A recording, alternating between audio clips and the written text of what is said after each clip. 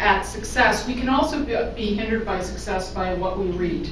And if you look at the concept of a self-fulfilling prophecy, a self-fulfilling prophecy, I highlighted the key ones here, which makes the original false conception come true, and it's a reign of error. So when you think about a lot of times, and we talked about, Moira talked about fear and how we stop ourselves, a lot of times that's also by, sort of the input that we get from other things. So when we look at the media and the headlines, we have things like this. Fewer women represented in the C-suite of Fortune Global 100 companies in the Boardroom study finds. Why fewer women succeed in math? Both of us being science people, and this was not long ago. This was 2009. Okay. Then of course, like I think a couple of months ago, there was a study that came out saying, well, girls are actually better in math if you put them in a certain. And it's like, but that one got 5th page, and this one got front. This one. Women working in the city paid 60% less than men. That's from London, England, in the financial sector. Then we have, this is where you get, okay, then we have Harvard Business Review. Women are judged to be less visionary than men in 360-degree feedback.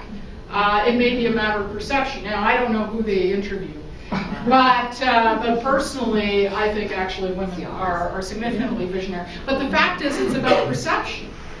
And perception is reality. Yeah. Then this is one of my favorites. This was in September of 2008. McKinsey, one of the top consulting companies, wrote a white paper, a business case for women. Why women should be put into senior corporate roles, and how the financials of corporations end up being better. This was September 2008. I've never seen anywhere where they wrote a business case for men. Why did they have to write one for women? So when you look at this sort of thing that we're constantly inundated, young women as well, it's sort of the question of, why do we even bother? I'm sort of stuck to begin with. And it becomes that self-fulfilling prophecy that, well, if it's in the paper, it must be true. Okay. One of the things that is constant is that we do need others. We need others to provide us with signposts along the way. We need the help of others. Okay. So, if you think, Okay, can you do it? yeah, I'll do it. Are you challenged? No, I'm not challenged.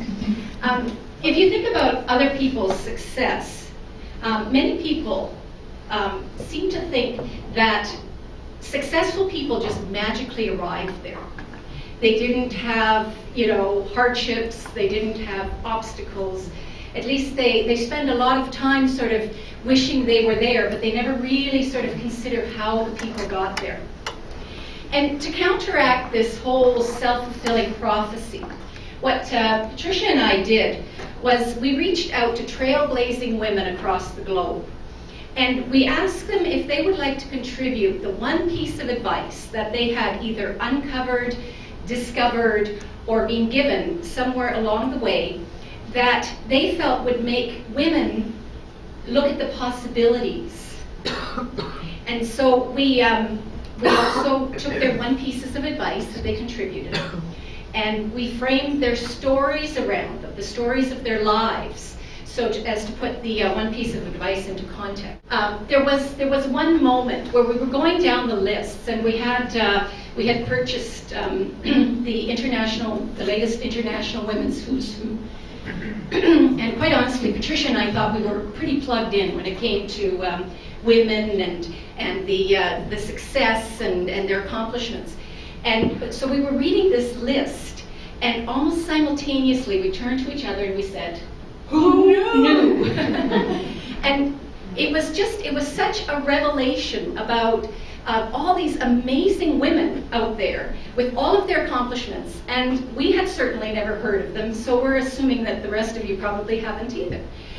And so what that did was it led us to sort of speculate on why that is actually.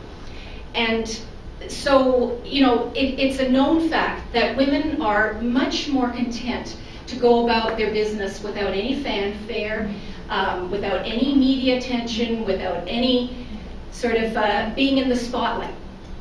And so there's a wonderful quote from Virginia Woolf that went, "Throughout history, anonymous has always been a woman."